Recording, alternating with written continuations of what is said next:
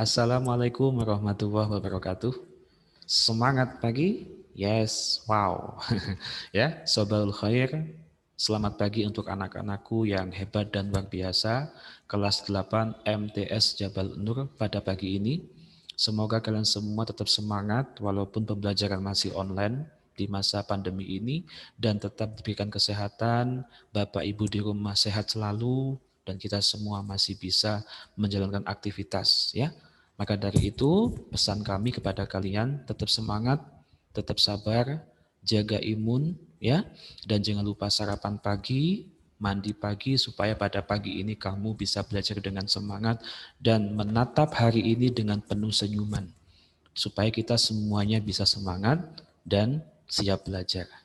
Nah, pada pagi yang cerah ini, Rabu 28 Juli 2021, Pak Wahyu akan memberikan semacam materi. Di situ adalah menelaah atau mereview. Apa itu menelaah? Menelaah itu berarti kita mempelajari kembali secara rinci apa yang kita pelajari selama 2 minggu pekan ini. Maka dari itu, marilah kita awali belajar ini satu, diniati belajar yang ikhlas, supaya bisa menjadi pahala. Yang kedua, kita berdoa dulu, semoga bisa bermanfaat dan barokah. Ya, kita awal dengan membaca Bismillahirrohmanirrohim. Pembelajaran siap dimulai. Kamu siap ya? Ayo yang semangat. Ingat kata Pak Wahyu, musuh terbesar kita adalah diri kita sendiri.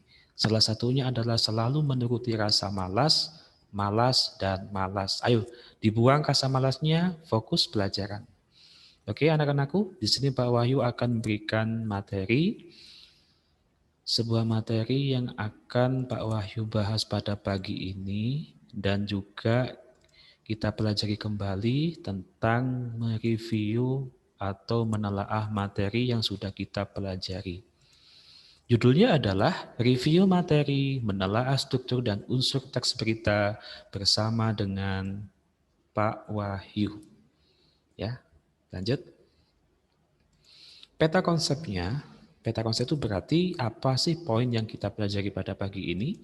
Yaitu pengertian menelaah, artinya adalah menelaah merupakan aktivitas untuk mengkaji, memeriksa sesuatu secara rinci, bagian per bagian terhadap bahan tulisan yang berisikan sumber pelajaran dengan sejelas-jelasnya.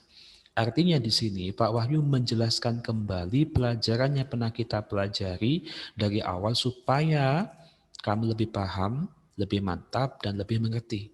Sehingga selama ini kita pelajari tidak sia-sia. Ya, bagi kalian yang mungkin tidak paham, silakan bertanya. Bisa by WA, bisa video call, itu gak apa-apa. Tanyakan, daripada kamu tidak paham sama sekali. Oke, lanjut. Nah, yang kita pelajari adalah di sini cuma 2 review materi atau menelaah, yaitu pertama unsur berita, yang kedua struktur berita. Ya, pertama kita mempelajari tentang unsur-unsur berita. Saya mau tanya nih, ya mau tanya, masih ingat yang di rumah? Ada berapa unsur berita itu? Nah, unsur berita itu tidak lain adalah disingkat menjadi adik Simba atau 5W1H. Jadi adik Simba dengan 5W1H ini sama ya. Kalau adik Simba itu A apa, D-nya di mana, K-nya kapan, si siapa, M mengapa, ba bagaimana. Nah ini, kalau 5W1H itu watch, apa, where, di mana, when, kapan, who, siapa, why, mengapa, how, bagaimana. Jadi terserah kamu pilih yang mana, apa kamu lebih paham dengan menggunakan adik Simba atau 5W1H. Bebas ya, yang mana yang kalian lebih pahami. Yang kedua kita mempelajari tentang struktur teks berita.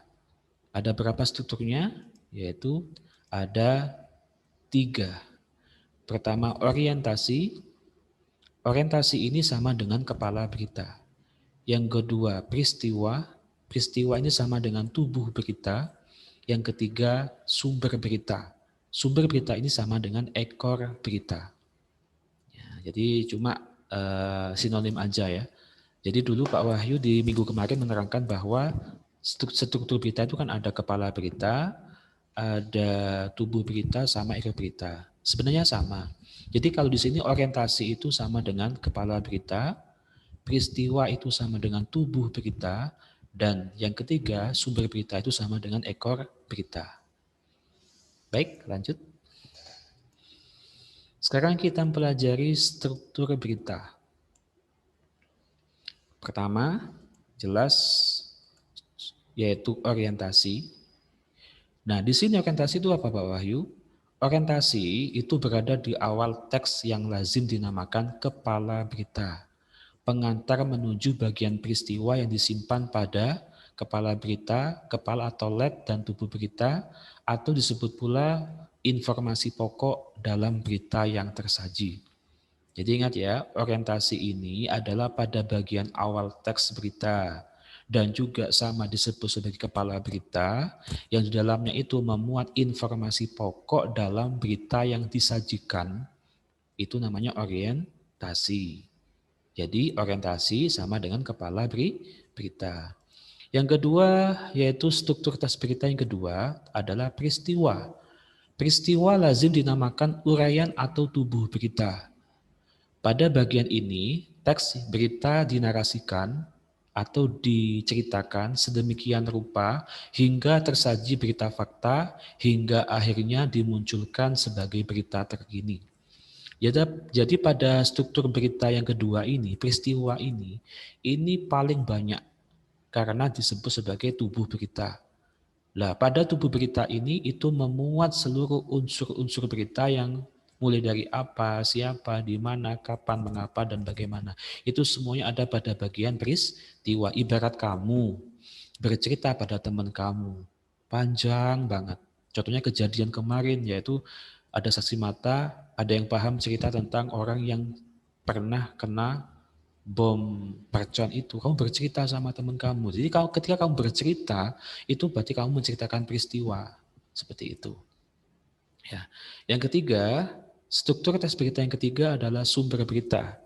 Merupakan referensi dari narasumber atau literasi yang dapat menguatkan berita yang disajikan.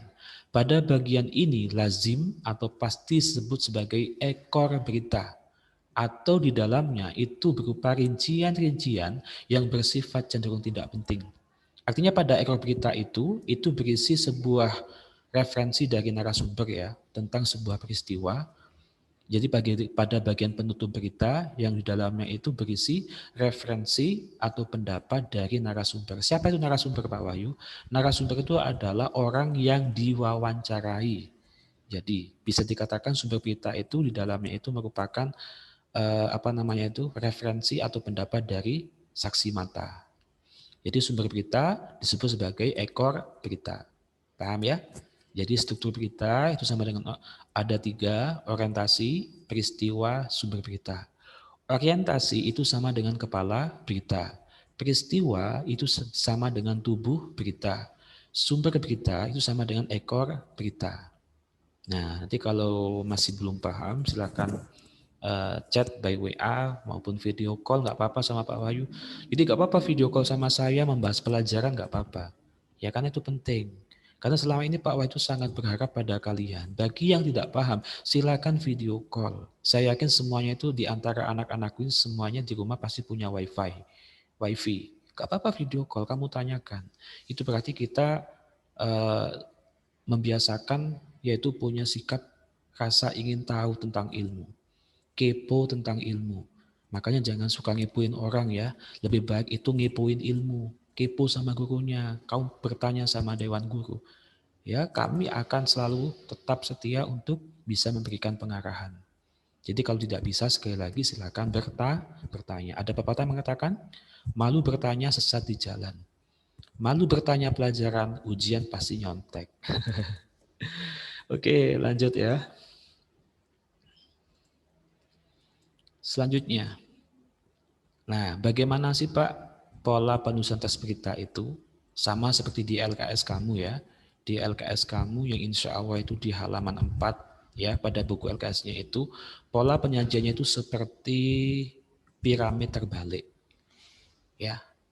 Jadi seperti piramid terbalik, pada bagian atas itu memuat kepala berita. Karena itu paling penting. Makanya di sini ini paling penting, paling pokok, yang dimana setiap orang yang membaca berita dalam koran, itu yang paling penting kepala beritanya dulu. Kalau beritanya dari kepalanya sudah menarik, maka tubuh beritanya juga akan menarik pula. Ya, contohnya seperti kalian membaca berita ya, di awalnya saja pada kepala berita sudah agak menarik, maka pada bagian tubuh beritanya pasti membosankan. Nah, yang kedua, itu kalau tubuh berita ada bagian kedua. Di sini juga dijelaskan secara rinci bagaimana peristiwa dalam berita itu diceritakan atau disampaikan. Yang ketiga itu pada bagian ekor berita. Di sini adalah penutup berita. Jadi posisinya seperti piramida terbalik. Jadi nanti kalian bisa ya, andaikan ada soal misalkan coba kalian buatlah pola penulisan teks berita. Jadi polanya seperti piramida terbalik atau segitiga dibalik. Pada bagian atas kepala berita atau LED, bagian tengah tubuh berita, bagian terakhir ekor berita. Paham ya? Lanjut, sekarang kita harus tahu contohnya. Ini Pak Wahyu sudah menyediakan contohnya ya. Kita bahas di sini. Ya, contoh berita. Ini ada contoh teks ya. Saya kasih contohnya. Nah, ini contohnya ya. Yes. Saya bacakan contohnya. Kau perhatikan di rumah dengan seksama. Soal UN. UN itu ujian nasional. Ya. Soal UN bocor, UN diulang. Bocornya soal UN meresahkan pengamat pendidikan di Indonesia.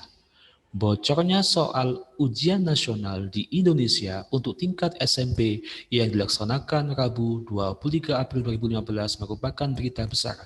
Menteri Pendidikan Anies Baswedan mengatakan bahwa pelaku yang membocorkan soal ujian sudah diselidiki dan akan diproses sesuai hukum yang berlaku. Dari verifikasi yang dilakukan oleh Puspendik atau Pusat Penelitian Pendidikan Balitbang Kemendikbud, sebanyak 30 buklet soal dari 11.730 telah diunggah di internet secara ilegal. Dari laporan tersebut, dilakukan koordinasi bekerjasama pihak Google untuk melakukan pemblokiran tautan yang ada di Google. Pembocoran soal ini disebabkan oknum dari pihak percetakan yang sudah ditunjuk mencetak semua soal ujian.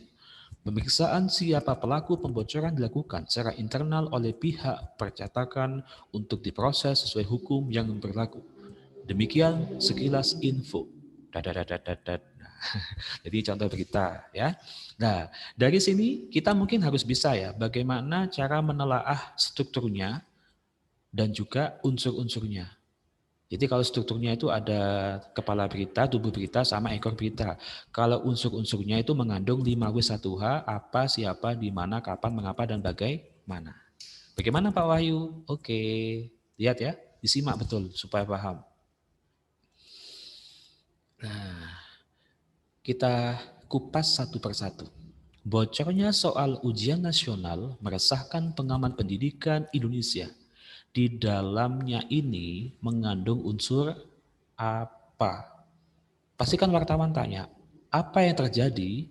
Yaitu bocornya soal UN meresahkan pengamat pendidikan. Nah ini ya, di dalamnya termasuk pada bagian orientasi atau kepala berita. Ini jelas, ini menarik. Ini bagian kepala berita. Ya, lek Jawane endase berita. Kalau Maduranya cetakah berita. Yang selanjutnya, ada kalimat berbunyi, bocornya soal ujian nasional di Indonesia untuk tingkat SMP yang dilaksanakan Rabu 23 April 2015 merupakan berita besar. Ini paragraf pertama. Kenapa saya kasih warna berbeda? Di dalam paragraf ini mengandung unsur kapan dan di mana. Kapan kejadian itu terjadi? Rabu 23 April 2015 karena kata tanya kapan digunakan untuk menanyakan waktu. Di mana kejadian tersebut terjadi? Di Indonesia. Karena kata di mana menunjukkan yaitu digunakan untuk menanyakan tempat. Pada bagian paragraf ini merupakan strukturnya pada bagian peristiwa atau tubuh berita. Paham ya? Ayo diamati. Selanjutnya, paragraf ketiga. Menteri Pendidikan Anies Baswedan mengatakan bahwa pelaku yang membocorkan soal ujian sudah diselidiki dan akan diproses sesuai hukum yang berlaku. Mengapa kalimat Menteri Pendidikan Anies Baswedan itu saya kasih blok biru? Di sini ada di sini ada nama orang Anies Baswedan. Ingat, unsur berita yang menanyakan orang adalah unsur berita siapa. Siapa orang yang menerangkan berita itu? Yaitu Anies Baswedan, Menteri Pendidikan. Nah, pada bagian paragraf ketiga ini, strukturnya itu pada bagian sumber berita. Mengapa dinamakan sumber berita? Karena di sini ada sumbernya siapa? Yaitu Bapak Anies Baswedan. Itu sumbernya yang menerangkan berita itu terjadi. Paham ya? Selanjutnya, paragraf keempat. Dari laporan tersebut dilakukan koordinasi bekerjasama pihak Google untuk melakukan pemblokiran tautan yang ada di Google. Pembocoran soal ini melibatkan oknum dari pihak percetakan yang sudah ditunjuk mencetak semua soal ujian. Mengapa pada kalimat pembocoran sampai terakhir ini Pak Wahyu blok merah? Karena pada sebuah berita itu pasti ada alasannya. Ayo, mengapa kejadian pembocoran UN itu terjadi? Nah, berarti sini mengandung unsur mengapa. Ingat, kata tanya mengapa digunakan untuk menanyakan alasan.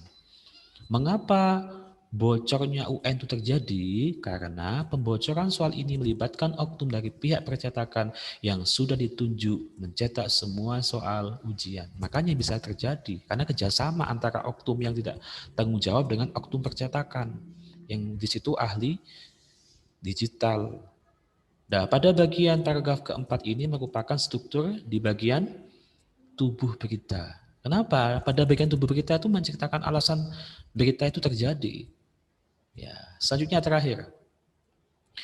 Pemeriksaan siapa pelaku pembocoran dilakukan secara internal oleh pihak percetakan untuk diproses sesuai hukum yang berlaku. Ingat, kata tanya yang di situ menunjukkan proses adalah kata tanya apa? Unsur bagaimana.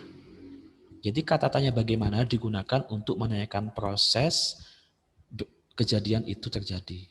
Nah, pada bagian ini, paragraf kelima ini merupakan strukturnya pada bagian ekor berita. Nah, jadi paham di sini anak ya. Nah, jadi kalian harus bisa dipahami. Kalau bisa pada bagian slide ini di HP kamu di screenshot ya, biar kamu paham. Ya, coba Pak Wahyu pindah foto saya.